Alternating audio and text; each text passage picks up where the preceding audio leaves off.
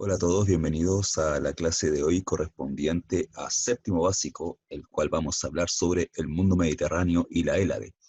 Bueno, antes de empezar, se me acaba de ocurrir una pregunta. ¿Qué influencia tendría el mar para el desarrollo de una cultura como la griega?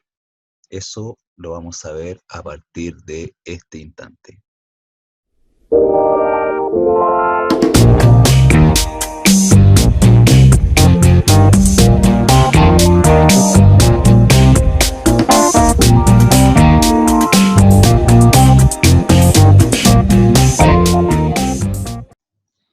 Desde el origen mismo de la civilización, la cuenca del mar Mediterráneo ha tenido un importante rol en la historia de la humanidad. Su condición de mar interior y el hecho de que en él se conecten los continentes asiático, africano y europeo lo convierten en un espacio ecúneme. ¿Qué significa eso? En un espacio poblado de forma permanente por distintas culturas, las que lo ocuparon como medio para comercializar bienes e intercambiar ideas y conocimientos. Por lo tanto, aquí en este mapa podemos encontrar una diversidad de civilizaciones, entre los cuales podemos destacar la civilización egipcia, la civilización griega y la civilización romana. Convivieron, las tres civilizaciones convivieron durante mucho tiempo e incluso se enfrentaron militarmente, pero eso no significó el fin de sus relaciones comerciales. Ahora nos vamos a ir a la civilización griega. En este caso, dicha civilización se ubicó al sur de la península de los Balcanes y se encuentra rodeada por tres mares: el mar Egeo, el mar Mediterráneo y el mar Jónico. ¿Qué característica tiene este territorio? Es un territorio muy montañoso en el cual las ciudades no se conectan unas con otras debido a que el mismo terreno forma valles que los aíslan unas de otras. Por lo tanto, eso fomentó casi en toda su historia la autonomía. ¿Qué significa autonomía? Que cada ciudad tenía sus propias instituciones, sus propios gobiernos y tenían sus propios intereses. Por lo tanto, habían conflicto entre ellas. Eso significó que dichas ciudades pasaron a denominarse polis. Pero ojo, las polis, pese a que eran independientes unas de otras, tenían elementos en común. Por ejemplo, tenían la misma lengua, tenían los mismos dioses y se identificaban como una unidad cultural, el cual ellos se autodenominaban helenos y su unidad cultural la Hélade. Además, también los griegos buscaron en el mar Mediterráneo su fuente de subsistencia a través de la pesca y el comercio. Por lo tanto, ellos salieron de sus territorios y colonizaron otras regiones como el sur de Italia y Asia Menor, especialmente la zona de Jonia. En Italia, en cambio, también formaron colonias en el sur de la península, formando posteriormente la llamada Magna Grecia. Vamos a ver ahora la periodización tradicional de la antigua Grecia. Eh, Algunos historiadores hablan de que Grecia surge en la isla de Creta, que en ese lugar se desarrolló una civilización muy antigua denominada civilización minoica. ¿Por qué el nombre? Porque deriva de un rey legendario llamado Minos, el cual tuvo un hijo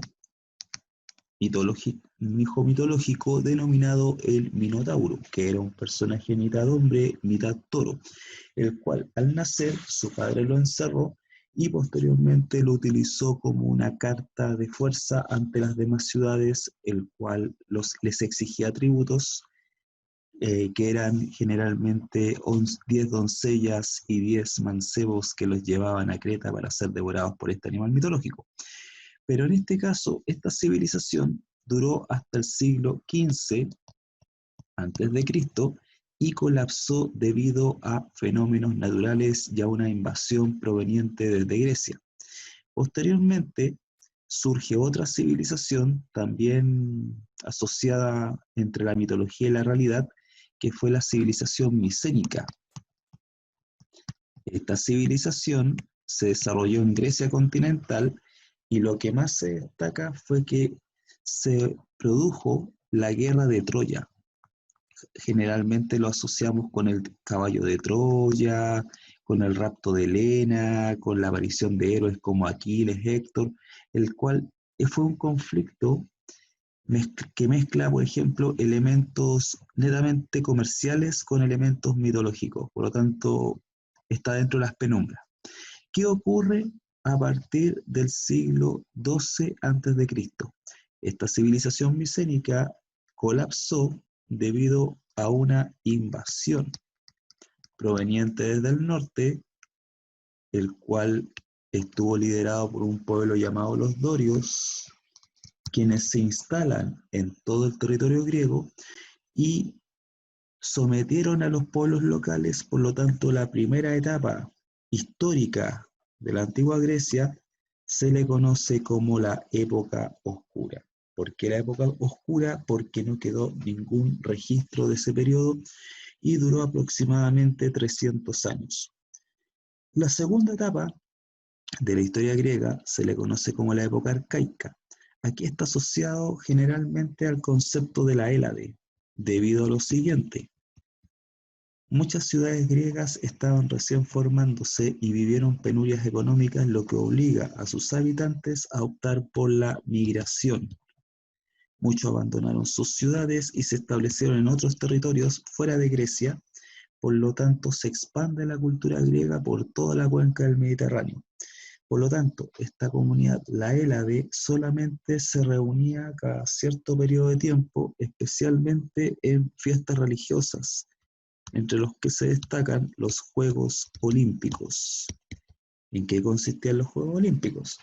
Eran fiestas dedicadas en honor a Zeus y se realizaban cada 4 años. Por lo tanto, durante el desarrollo de los Juegos se suspendían todas las acciones militares, no podían haber guerras porque era una tregua sagrada. ¿Qué pasaba con estas actividades? Eran competencias deportivas en la cual participaban todas las polis y los ganadores, en vez de recibir medallas de oro, plata y bronce, recibían una corona de olivo y además recibían un reconocimiento por su participación. Muy simple, pero en las polis de origen estos personajes pasaban a ser héroes nacionales y tenían muchos privilegios. En la tercera etapa, que se empieza a denominar como la época clásica, aquí Grecia enfrenta los grandes peligros externos. En este caso, aquí empieza a desarrollarse dos cosas. Primero, las guerras médicas. ¿Qué eran las guerras médicas? Eran conflictos que enfrentaron a los griegos contra los persas. Por lo tanto, también se generó una identidad dentro de la Hélade, la unión frente a un enemigo común. Estas guerras médicas participaron todas las polis griegas, entre las cuales se destacan dos, que son las más influyentes. Uno fue Atenas y el otro fue Esparta. Los vamos a ver con mayor detalle en otra oportunidad. Solamente destacar que Atenas fue la única polis que pasó por todas las etapas de gobierno que se conocían en Grecia y fue la que estableció las bases de un régimen abiertamente democrático dentro de las posibilidades que tenía la polis. En cambio, Esparta, que era una polis más militar, estableció el sistema oligárquico.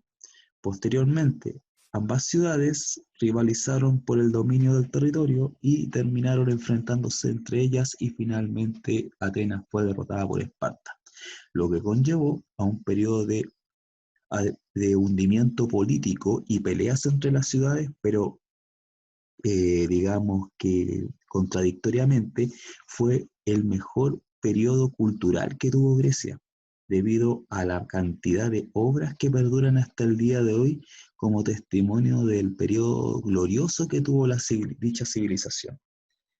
La última etapa corresponde a la época helenística. ¿Qué quiere decir con eso? Que todas estas ciudades griegas que se peleaban por el dominio del territorio fueron conquistadas por un reino lejano llamado Macedonia. Y Macedonia los termina unificando bajo un reino que estaba encabezado por el rey Filipo II, el cual, tras su muerte, asume su hijo, que pasó a llamarse Alejandro Magno. Este monarca unificó a todos los griegos contra un enemigo común que ellos tenían, que eran los persas. Por lo tanto, Alejandro Magno expande su territorio, su imperio, y derrota a los persas y logra ampliar el mundo cultural griego hacia el oriente. Pero eso lo vamos a ver en otro momento. Ahora vamos a ver las etapas de la expansión griega por el Mediterráneo.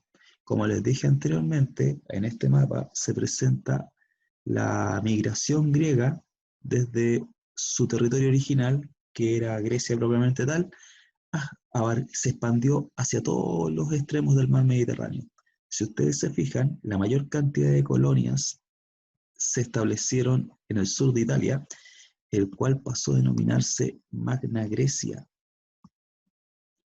Si ustedes se fijan, en la península itálica empezó a aparecer una nueva potencia, el cual recibió una cierta influencia, y esta potencia itálica pasó a llamarse Roma. Por lo tanto, los romanos tomaron muchos elementos culturales de los griegos debido a que habían colonias griegas en su mismo territorio.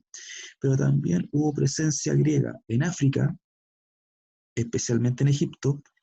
En el Mar Negro también hubo presencia griega, y además hubo también en España y en Francia. Por lo tanto, los griegos, al expandirse por el mar Mediterráneo, tuvieron varios motivos. Muchos abandonaron sus polis debido a problemas económicos que vivieron sus ciudades.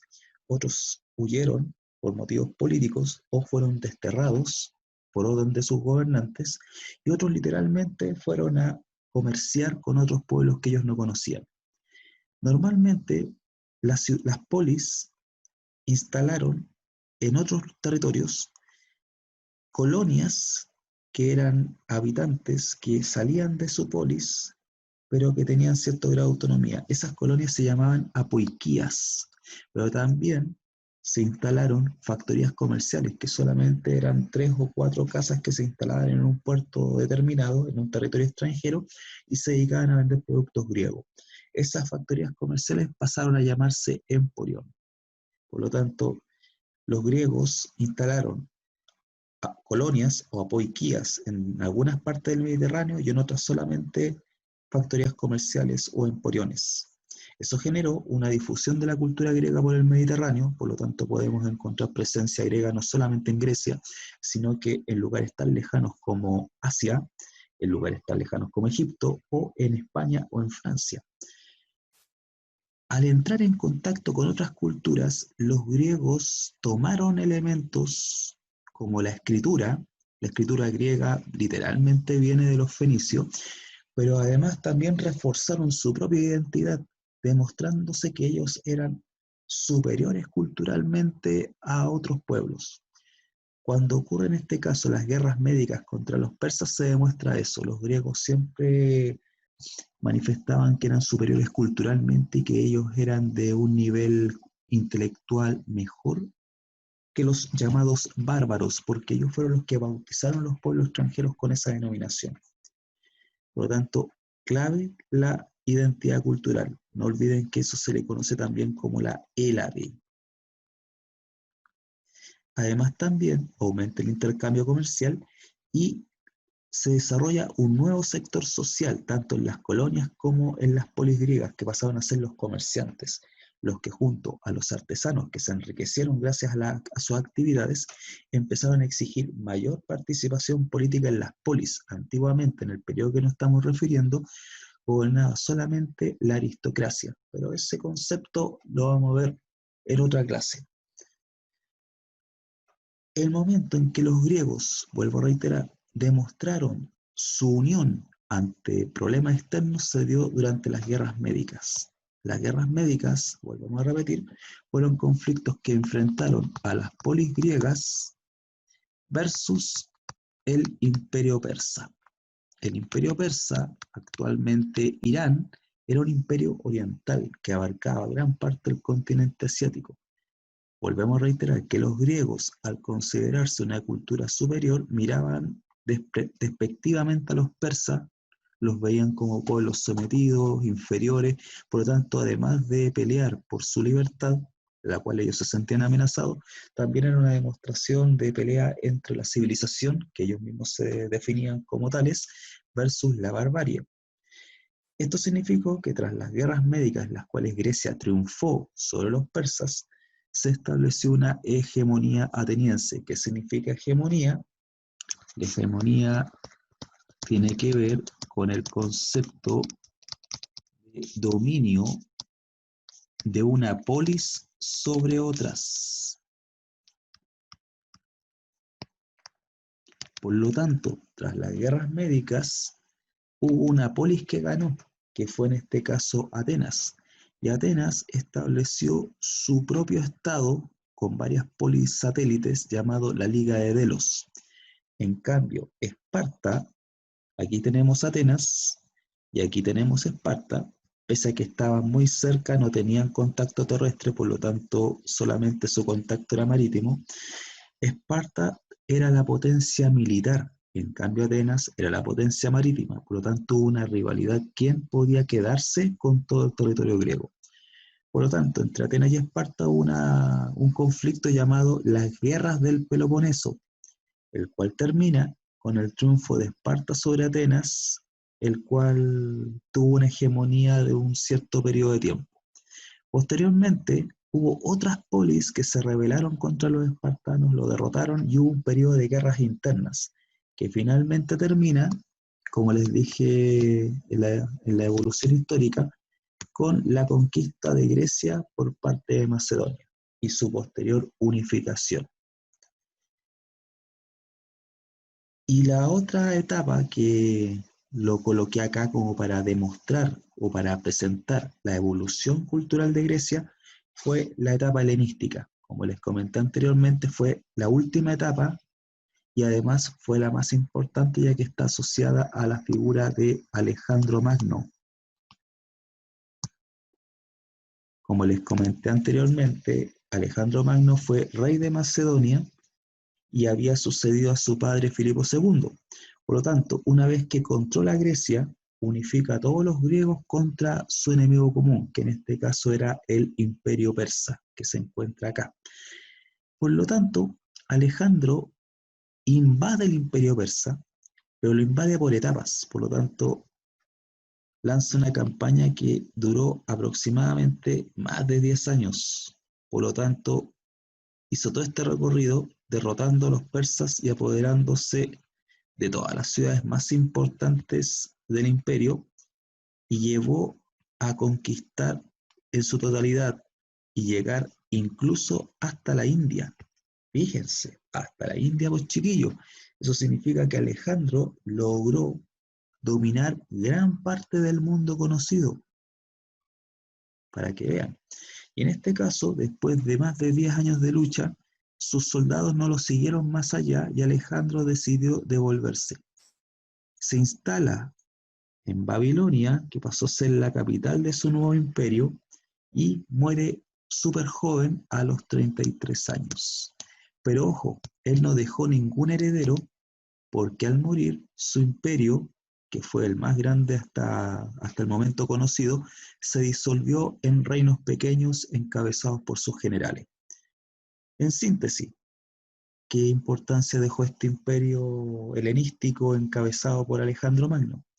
El factor más importante fue que se expandió la civilización griega a Oriente, el cual empezó a tomar elementos culturales orientales. Por lo tanto, cambia desde la época clásica a época helenística, porque esta época helenística es la cultura griega, pero ya a nivel universal, como lo había soñado Alejandro Magno, una cultura en la cual no era solamente griega, sino que era una cultura que abarcara todas las civilizaciones que él conquistó. Además también fue un periodo de apogeo de la cultura griega. Los griegos hubo personajes muy importantes que se destacaron a nivel intelectual. Por ejemplo, Aristóteles, que fue el maestro de Alejandro Magno. Y además también se fundaron ciudades, no solamente en Grecia, sino que en todo el Oriente, para demostrar el poder y superioridad de la civilización helénica, entre las cuales se destaca la ciudad de Alejandría. Hubo muchas Alejandrías. Alejandro Magno tenía como ese afán medio egocéntrico. Fundó muchas ciudades con su nombre en los territorios del antiguo imperio persa, pero la que más se destaca es la que se ubicaba en Egipto. ¿Por qué era tan importante esta Alejandría que se ubicaba en Egipto? Primero porque fue una de las ciudades más importantes de los reinos después de Alejandro Magno, pero además fue la ciudad donde se concentraban las maravillas del mundo antiguo. Por ejemplo, el Faro de Alejandría y la biblioteca, que fue posteriormente destruida por un incendio. Por lo tanto, fue súper importante esta ciudad. Finalmente, los reinos que sucedieron a Alejandro Magno no duraron mucho tiempo, porque desde el occidente, Roma, que empezó a empoderarse tras la desaparición de la amenaza griega, empieza a conquistar estos reinos helenísticos y termina con la autonomía de las ciudades griegas en el 146 a.C. y derrotando a la mismísima Macedonia. ¿Qué les parece? Ahora finalmente vamos a reforzar algunas cosas que aprendimos durante la clase de hoy y me dediqué a hacer unas preguntitas. Espero que aprendan algunos conceptos nuevos, ayudarlos un poco en, en este tema.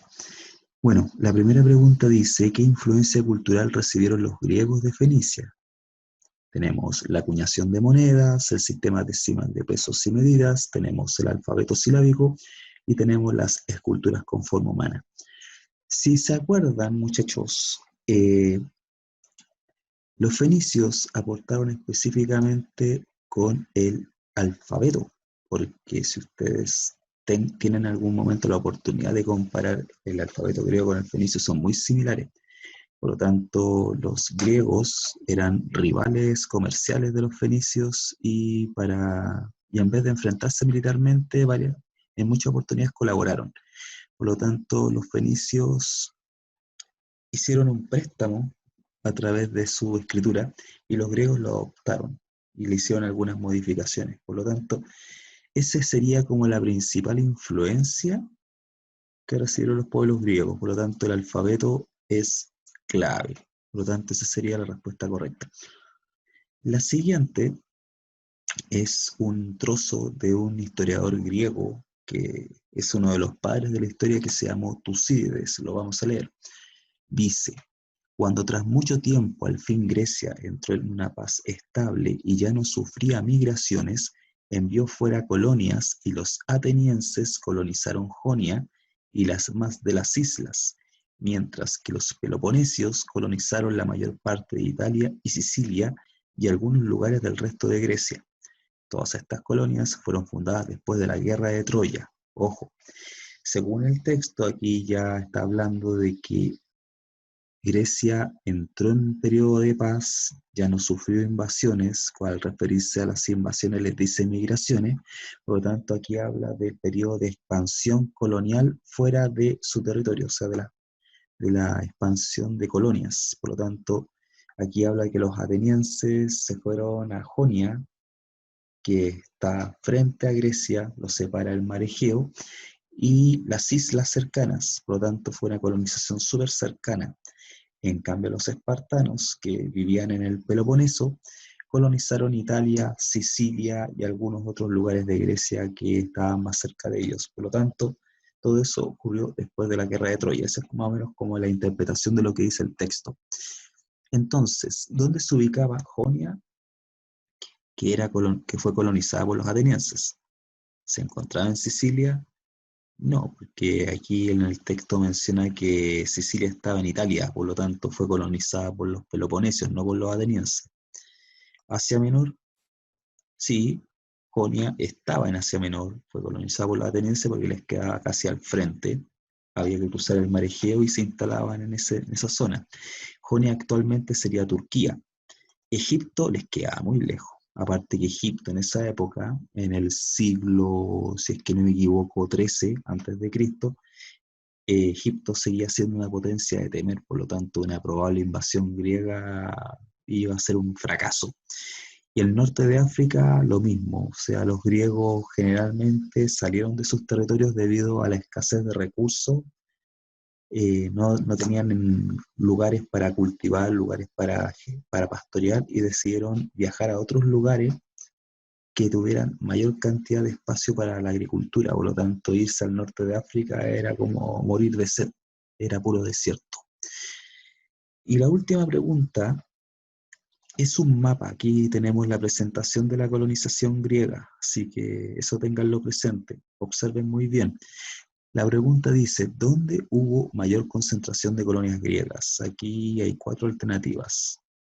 Sur de Italia y costas del Mar Negro, sur de la península ibérica y delta del Nilo, costa suroeste del mar Mediterráneo, suroeste significa esta región, y norte de África en el Mediterráneo occidental. Por lo tanto, vamos a observar muy bien lo que dice, lo que nos quiere decir el mapa. Por lo tanto, si vemos la primera pregunta, ¿dónde podemos encontrar colonias predominantemente en Italia? Tenemos aproximadamente 6 ciudades en Italia, y en el Mar Negro tenemos numerosas más, tenemos 3, 6, 9, 12, 13 ciudades, entre ellas Bizancio, que va a tener una importancia posterior. Así que tenemos casi 20 ciudades en conjunto. La otra pregunta dice sur de la península ibérica y delta del Nilo. El sur de España sería Mainaque y Meroscopion, o sea, son como 2 o 3 ciudades, y el Nilo es una nomás. Por lo tanto, no estaría dentro de la respuesta correcta. La costa suroeste del mar Mediterráneo. A ver, suroeste sería esta zona. Como les comenté anteriormente, apenas eran 2 o 3 ciudades, por lo tanto, no podemos cumplir con lo que dice la pregunta. No había una mayor concentración de colonias griegas. Y por último, el norte de África en el Mediterráneo occidental. Lo que había acá no es que estuviera desértico, aquí había población y había una ciudad muy poderosa, muy importante, pero lo vamos a ver cuando nos toque Roma, que es la ciudad de Cartago, que era una ciudad fenicia que se independizó y tenía colonias también en Italia. Por eso, en este lugar que es la isla de Sicilia, que es una isla de forma triangular, había muchas ciudades, pero no eran griegas, eran en su mayoría ciudades fenicias, en este caso cartaginesas, pero controlaban solamente una parte de la isla. Por lo tanto, si lo vemos de esta forma, el sur de Italia y Sicilia había una cantidad impresionante de ciudades griegas. Por lo tanto, la respuesta correcta sería la primera, sur de Italia y costas del Mar Negro. Bueno, muchachos, espero que con estas ayuditas les sirva de algo para que aprendan, y nos veremos en otra oportunidad. Nos vemos.